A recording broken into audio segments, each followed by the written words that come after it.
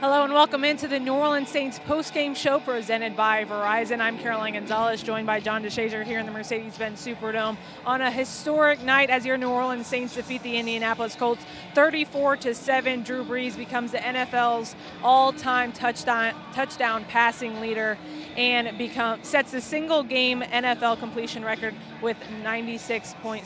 JD, we said it in the beginning of the game. Offense found their stride. Defense needed to be better, and they surely did that tonight. Yeah, defense really showed up big. Jacoby Brissett, the quarterback from Indianapolis, missed some early throws, but the defense was very, very sharp. But, this is Drew Brees' night. This is a moment that we thought he probably would have because he always shows up big in these moments, especially at the Mercedes-Benz Superdome, and tonight was no exception. 29 of 30 completions. As sharp as he could possibly be. 4 touchdown passes. He's got 9 touchdown passes in the last 2 games. No interceptions over that period.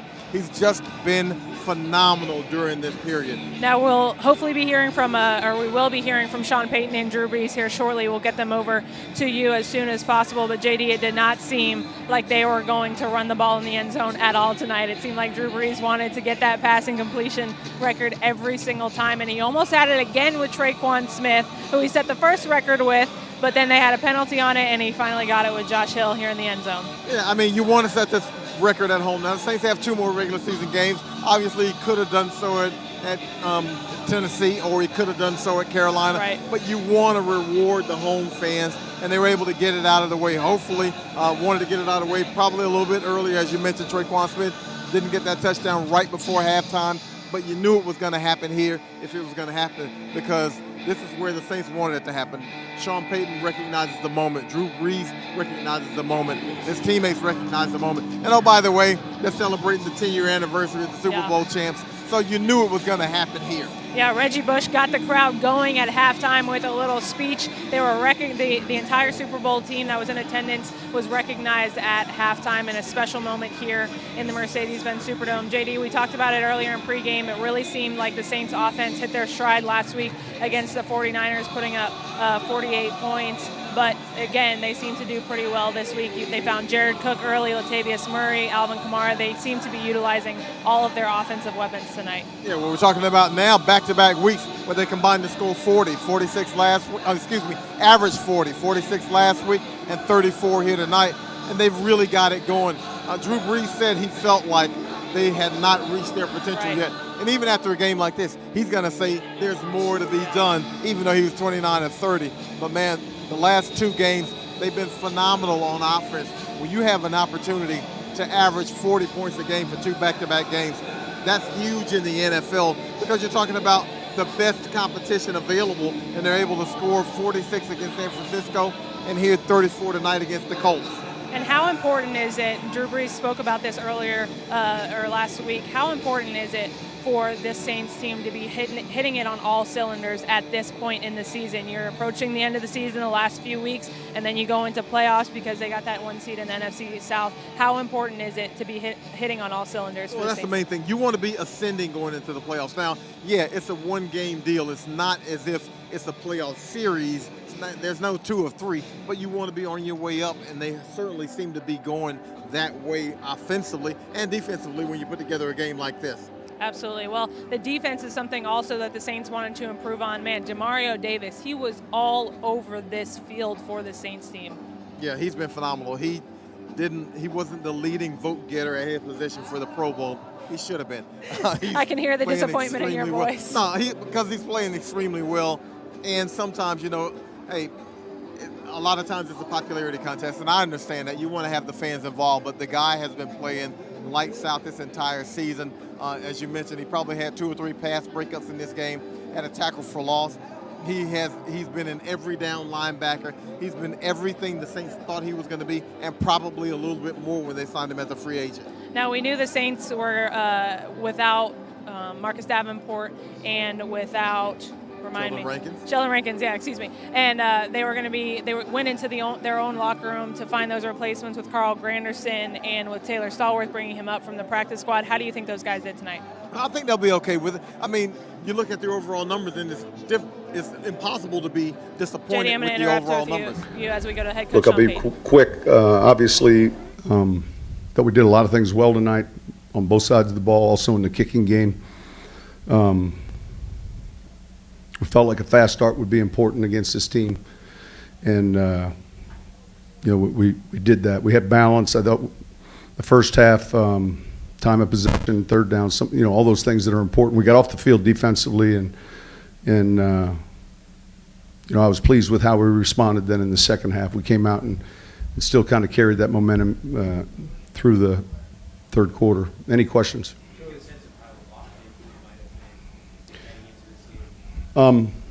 Really, yeah, but I would say, man, every game is that way, honestly. So, sure, there's a record out there, and it's a little bit of a fluid record, right? And there's just so much preparation that goes in now. I mean, for him to finish the way he did on the evening, we thought we would have some vertical throws with some of the seams, and we did.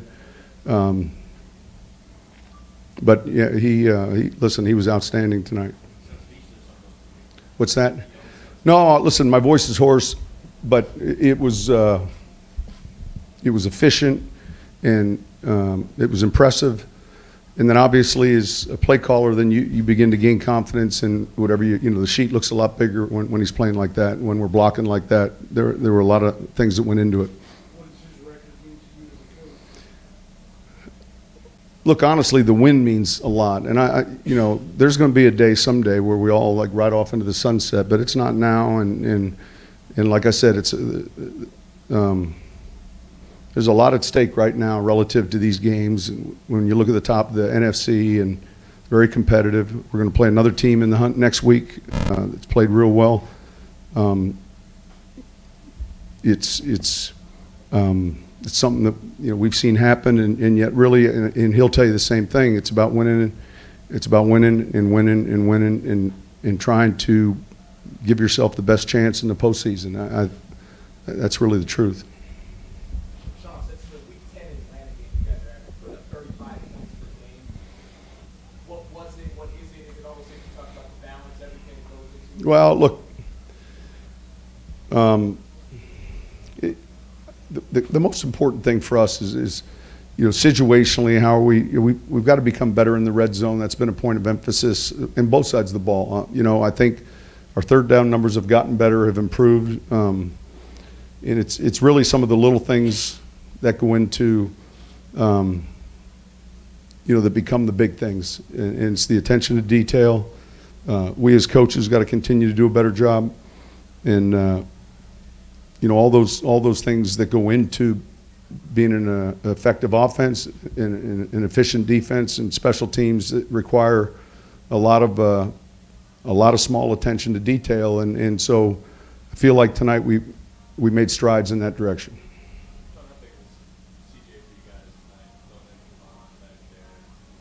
Yeah, look, he's playing well, and I like his competitive spirit. I mean, he's tough, and he's someone that certainly is up for the challenge. Thought he had some key plays tonight, some minus plays. We pressured him.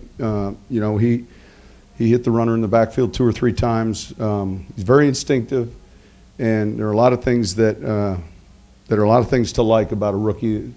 I think he's someone that is only going to get better. Sean, what do you measure overall the defense? I mean, obviously, Yeah, look, I thought we did a lot of things well. We'll have a brief minute to look at this film. Obviously, it's late tonight, and we get started on Tennessee. So, Sean, I know you want to place the emphasis on winning the game, something like that, team point of view. What significance do you attach to Drew setting this record tonight? honestly, yeah, I get all that. I think it's great that his peers were here. I mean, he's got a lot of peers, though, right? When you play this long, we called him Benjamin Button. That happened in New Orleans, I believe, or at least the movie was filmed here. But there's been just a number of other milestones, and I think that it's still about winning. And yeah, I mean, like I said, it's a fluid record, though. I mean, there's still, another quarterback in New England so that'll go back and forth as long as those two are playing. But I think, you know, without speaking for him, and you guys will have a chance to ask him those questions, I think still, you know, he looks at, are we just like I would, are we operating where we need to be when these games continue to get more and more important? And that's how, because that pressure falls on that position. You know, what's the picture look like? Is it consistent? Are guys doing the small things well? And obviously tonight, you know, he made a lot of plays. You know, and there are times where the pocket wasn't clean. Maybe it was a flush, and he still found targets. You know, the one touchdown in the end zone that was brought back for the obvious offensive pass interference call. But I listen, I was proud of how he played and how we played as a team. Look, it's always good to see, you know, guys that came through and they kind of set a standard.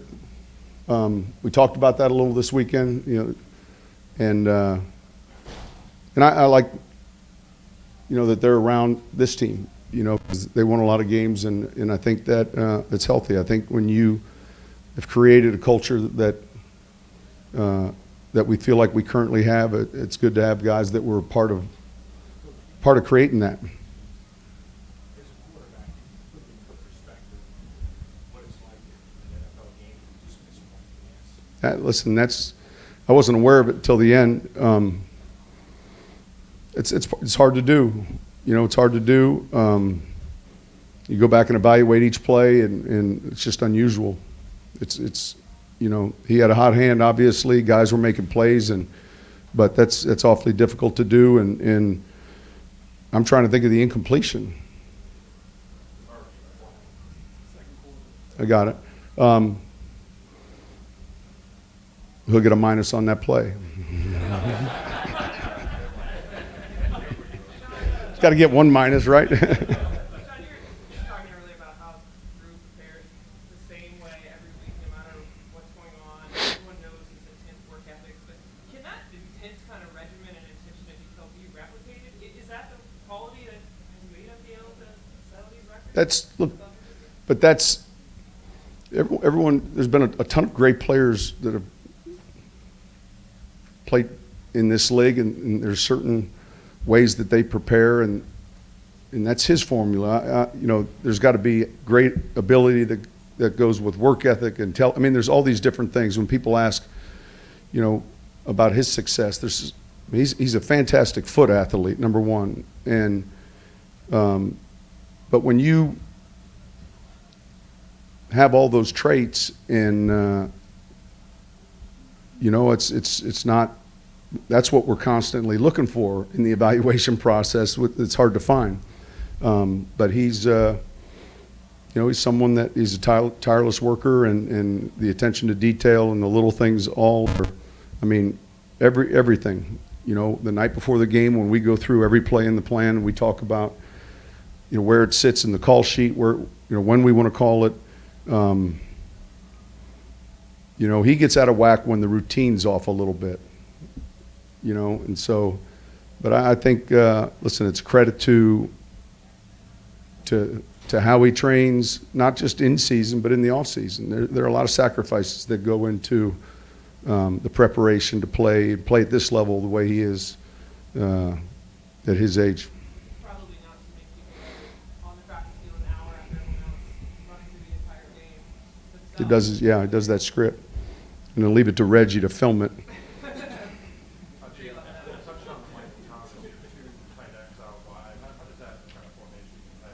Say it again. On the touchdown to Michael Thomas, you have one tight end out wide, other one out on the other side. Yeah, look, it gives you a couple things. Gives you a man zone read, you know, and you're able to maybe get to a play that you might want versus a certain look. So it gives you some information to begin with, and that's a good starting point for the quarterback. John, what do you think defense played well? I think Mario had 3 or 4 pass breaks. What made him so effective in pass coverage? Listen, you know, we were playing a good tight end. I thought you're right. I thought, man, and they came on critical third downs.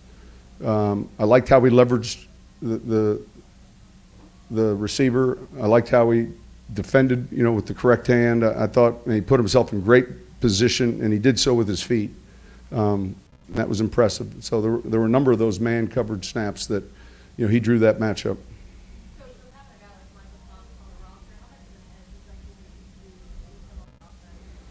Well, look, he's obviously a big part of what we do, and he's got real good size. He's very physical and someone who I think is exceptional after the catch. He's someone with the ball in his hands that's tough to get down. So each week it's where are we putting him? How are we within the framework of what we do? How are we maybe changing some things up, because teams obviously will want to lean or try to double them, and that kind of is the challenge each week.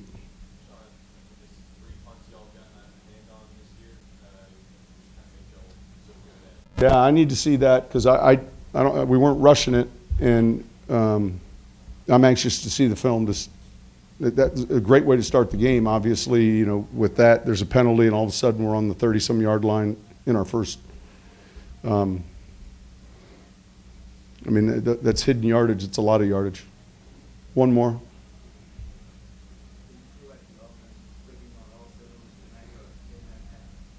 Say it again.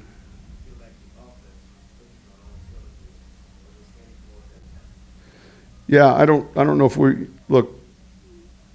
I thought we did a lot of things well. I thought we were able to run the ball effectively. I thought we stayed in. There weren't a lot of third and longs. There were a few, but I thought we did a lot of things well. We'll watch the tape. As a coach, there's always certain things you want to get corrected, but tonight it was good enough, and we'll get back to work on a short week for next week. All right, thank you.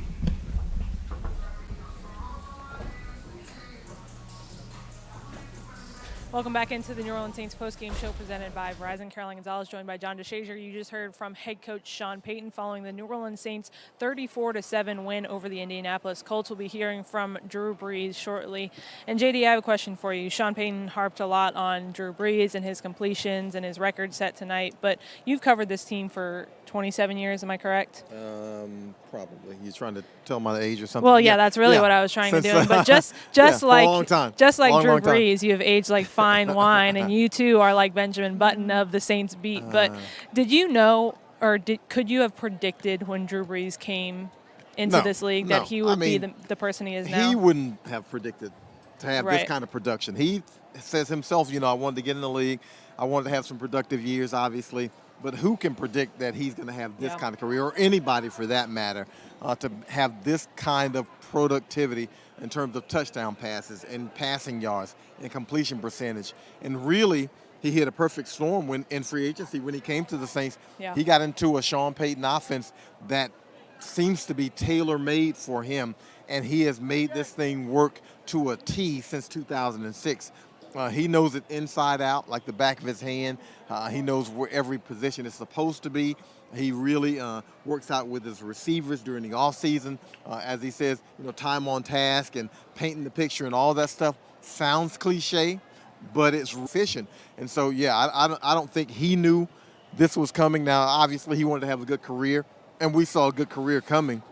It's productive at that age. And you know better than I do, but just last few years, you hear about the work ethic that he brings to every practice, to every game, and to leave at the end of the day. What firsthand experience do you have? I'm calling you old again. Yeah, he's maniacal.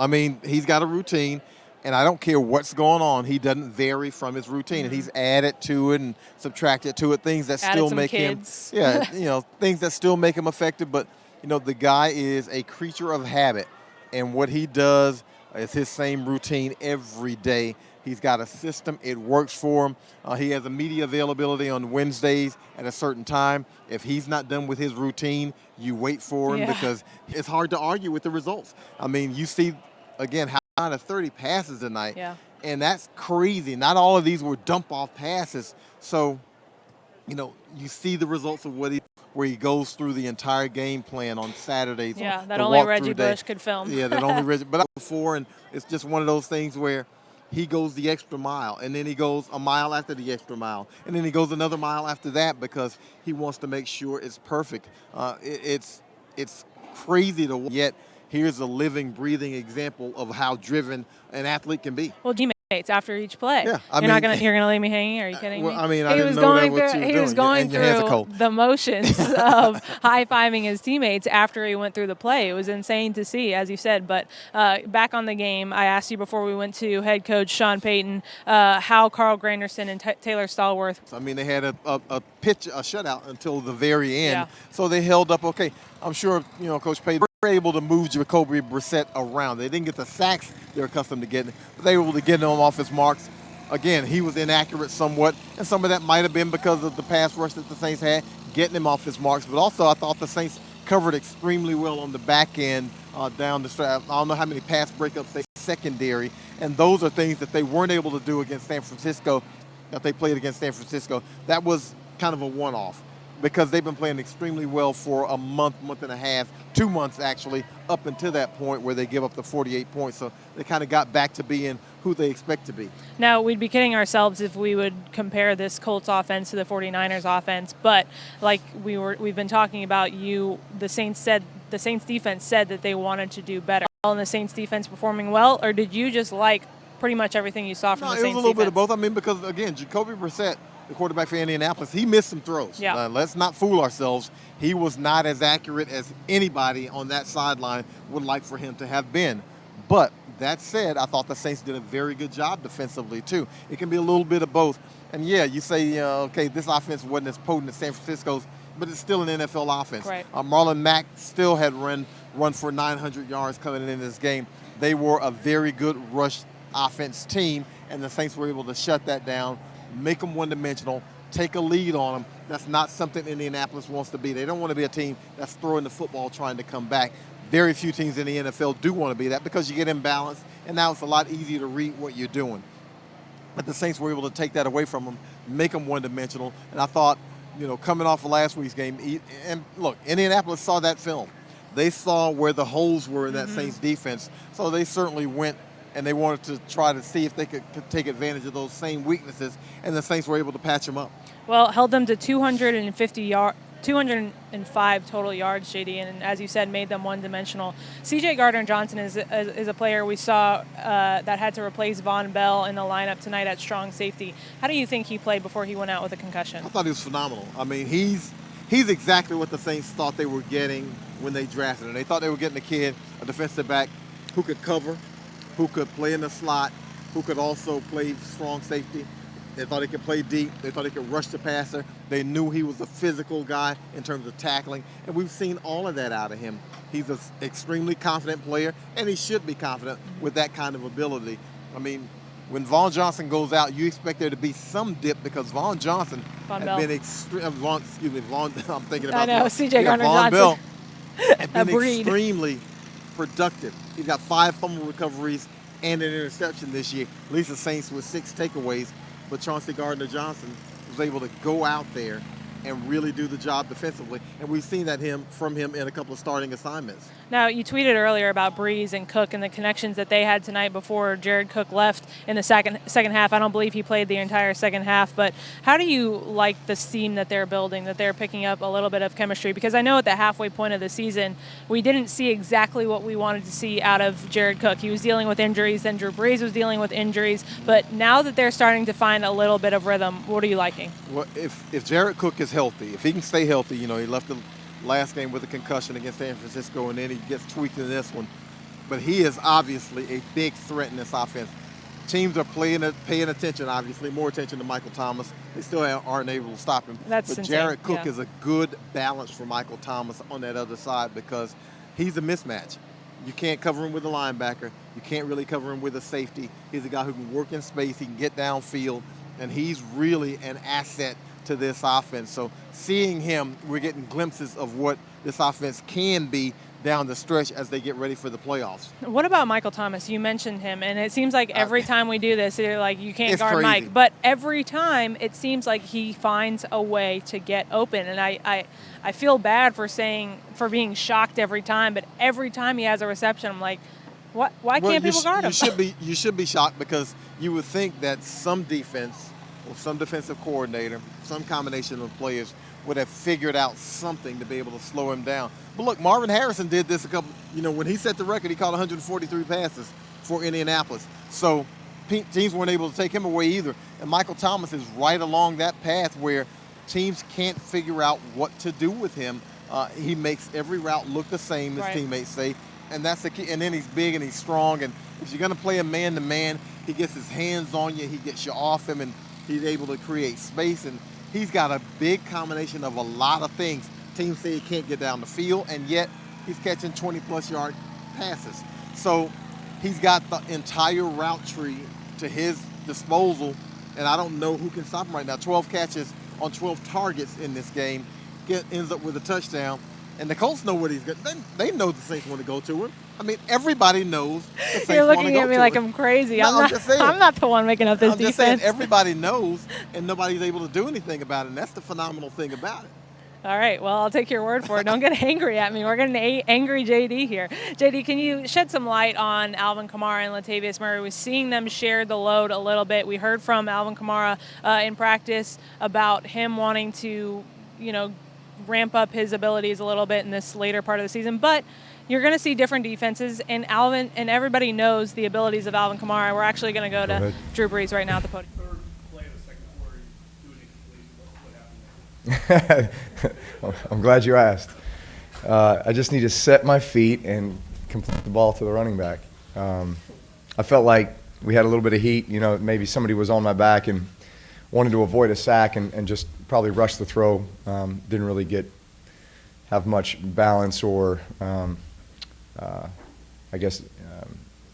momentum towards the receiver with the throw. So my bad. I should have made that. Should have completed that one.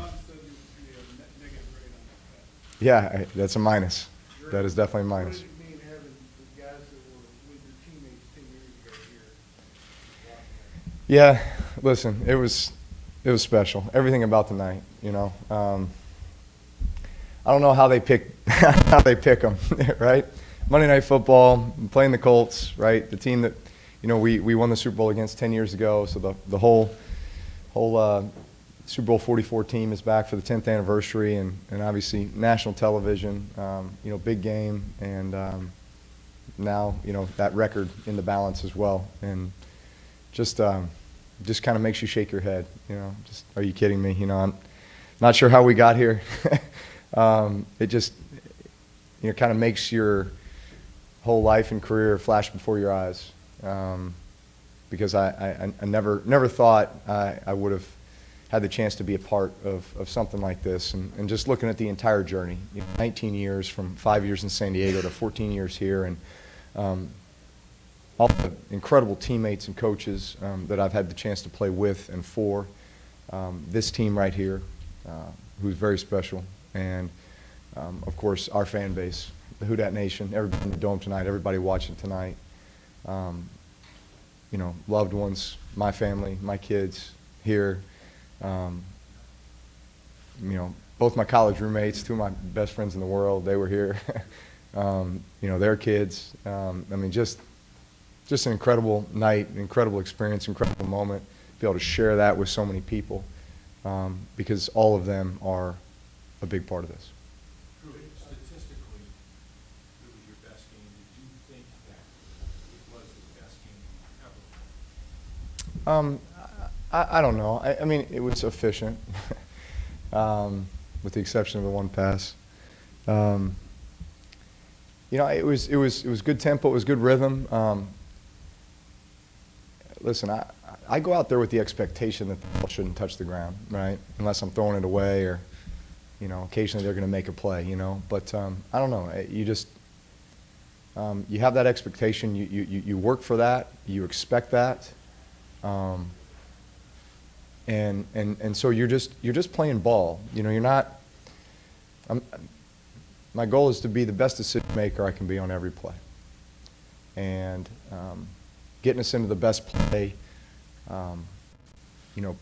Throwing the ball where it needs to go, getting into the hands of our playmakers, getting us in the end zone, converting third downs, keeping drives alive, playing complementary football with our defense, and just again, all that goes into just being a great decision maker and then being very, very efficient in the passing game. You know, always thinking positive plays, avoiding negative plays, avoiding bad plays.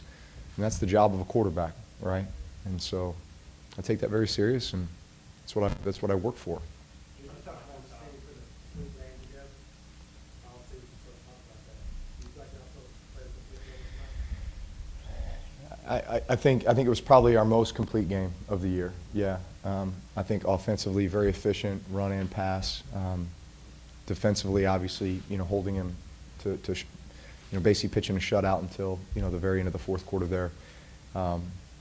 So I think all in all, yes, it was our most complete game. You're always striving. You know, you're always striving because you know that the challenges continue to get greater and the games become even more important. And you know, we're hitting the home stretch here where we want to be playing our best football. You know, the teams that typically succeed in the playoffs and are the ones that have that momentum and they're ascending into the playoffs. We want to be ascending. How did you feel when you thought you would set the record and it was wiped down by an offensive pass? Well, it's frustrating because then they play it over the Jumbotron. Oh, man. I'm not asking you to criticize the officiating or even that call. Just the disappointment thinking you'd set the record and finding out you had to do it all over again. It's all right. We'll call another play. On to the next play. Yeah. First off, I love the fact it was Josh Hill. Oddly enough, he was the honorary captain this week for the team, which means we basically roast him in our Saturday meeting. And so it's pretty fitting that it was him, especially in the fact that, you know, here's an undrafted free agent who joined our team in 2013, you know, undrafted rookie free agent. Man, the epitome of a great team. Kind of an unsung hero, a guy that throughout the majority of his career has just been required to do the dirty work, been a four-core special teams guy, right?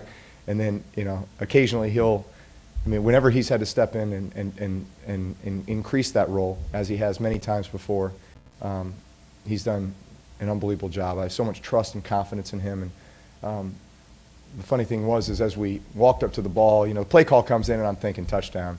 And then the minute we walk up to the ball and I see the look and I say, oh, it's definitely a touchdown, right? So it played out just the way we thought as far as the play call and him being, you know, wide open on the run action. But I'm really glad it was him. Drew, thanks to Reggie that video got put out there and you know, simulating the game ahead. And I was curious, when you do that, do you think about moments like this when they might stop the game and congratulate you or whatnot? Because it kind of, as great as it is, it kind of probably throws you off your routine a little bit. Wait, so you said, what was the question? Or So I know how you like simulate how the game might yes. pan out, but do you simulate moments like you might break the record, they stop the game to congratulate you or play a video or whatnot? Do you think about that in your head when you're going through that? You know what? Yes, because I don't want to just be so overcome with emotion that, you know, there's still a lot of football left to be played, right, throughout the course of the game.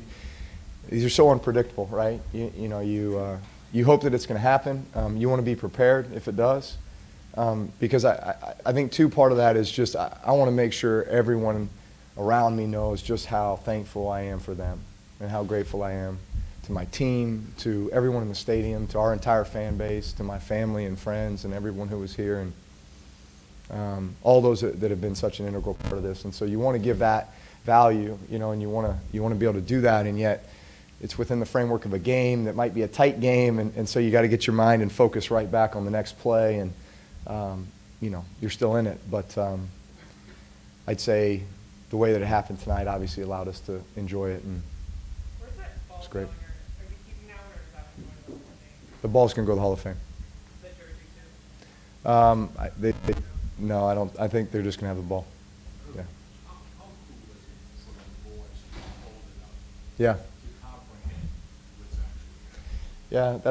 Yeah, that's one of the greatest parts of it, is the fact that they have a chance to share in this, and you know, these are moments that we can reflect on and we can talk about, and they ask questions about. And I think even as they get older, I think they'll appreciate that even more. And I'm grateful that I've been able to play this long to get them to an age where, they do get it and they get excited about it. And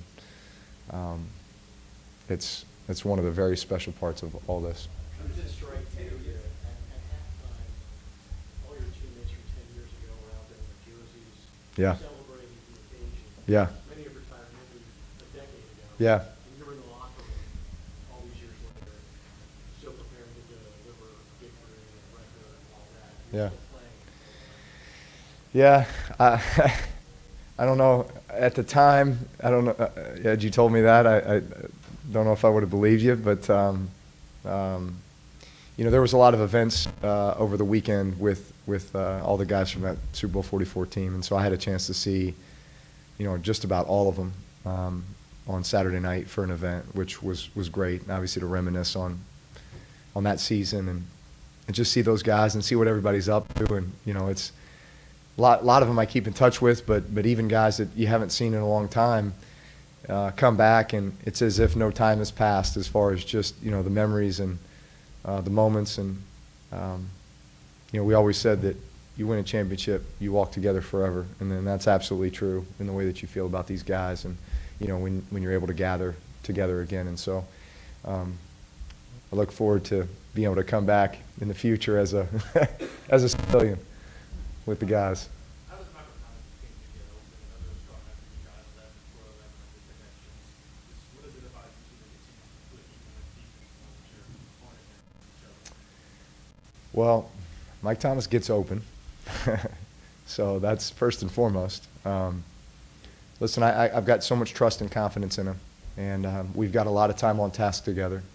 So there's just so much of our offense has nuances to it as far as the route being run and, the direction that you can go or the angle that you can take based upon how the defender's playing you or the defense or the safety or whatever it might be. And we've had a lot of time together, and so there's that trust and anticipation. And he knows when the ball's coming out, he knows where it's going to be, he knows where he needs to be. And I think when things are clicking, that's the result. Just out of curiosity, when you're your family in the crowd, Yes. are you actually able to make eye contact with them, or are you just kind of like I knew the general area. out of a general area? I knew the general area, yes. Drew, since week 10 against Atlanta, you guys put up 90, you scored 35 points a game.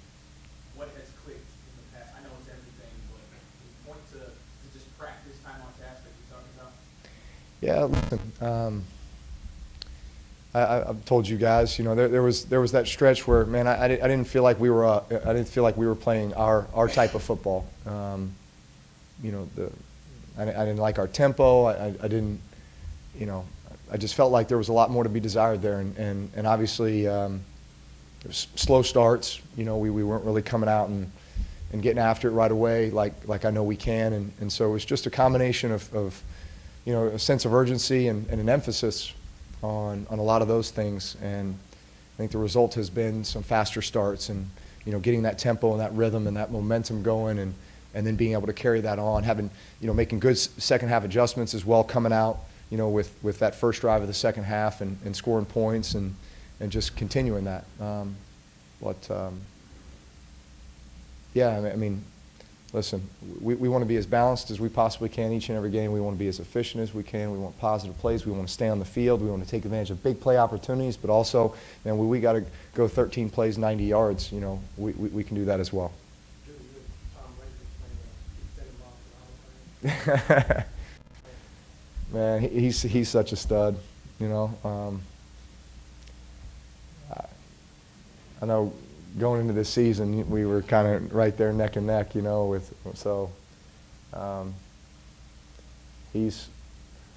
got a lot of rings and records. He's awesome. This celebration seemed awful when you did set that starting record. Is that because you guys were so close, or do you just kind of want it that way? I don't know. I mean, I was just playing ball. I just wanted us to come out and put together our best game. I felt like offensively last week we made strides towards that. I felt like that was probably our best offensive game of the season thus far, but still felt like there was more to be had. And again, each game is different, depending on the number of opportunities you get. But I just want to continue to see us playing our best football and be an ascending team going into the playoffs. After the record, you showed a lot of understandable emotions. The argument feels we don't know. Yeah. But at one point, you came over to Sean. He reached out to shake your hand. You gave him a big bear. Yeah. Well, first of all, I'm a hugger. I'm a hugger more than a handshaker. But I mean, listen, Sean, I wouldn't be here without Sean. And the time we've had together, the experiences we've had together, and from the very beginning, what he has built here as far as the foundation and the culture, and Mickey Loomis as well, two of the most integral parts of this whole organization, and certainly the reason that I'm here. I'll be forever indebted to those guys. I love those guys. Through all the records we've ranked him, and second ranked 10th, you think he should? Yeah, of course, absolutely. One at a time. I'd trade it all for another one of those, and that experience with this team, this group of guys.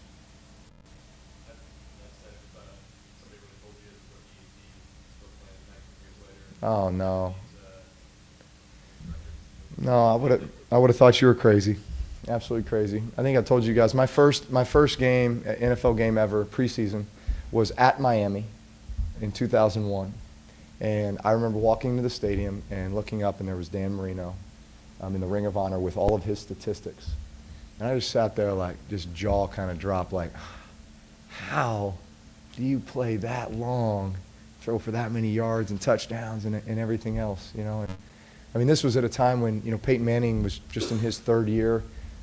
Tom Brady wasn't even a starter yet, And you're just sitting there going, man, I mean, that's light years away, right? And then now to look at the journey, and just because I know there's still work to be done, and my focus is very much, when it's all said and done, I think I'll be able to look back even more and just be so good. Yep. Thank you. Well, there was lights. Turns into a club. Turns into a club. We calm everything down. We say a prayer together, and then we crank it. And we crank it up. Party time. But no, again, I told the guys in there that these moments are only special because of the people you get to share them with, and I love my team, and they're the guys that make this so special. I get to come to work every day, do something that I love to do, be around guys that I want to be around, and not everybody gets to do that. So I consider myself very fortunate, very blessed to be a part of this team and to have been able to play the game this long and have so many of these special moments that I'll remember forever. What's that? You know what? That was kind of irony. I just, I don't give a ton of thought into my wardrobe. I like it, I guess. Oh, in front of our fans, Monday Night Football. I don't know if it gets any better. Thank you.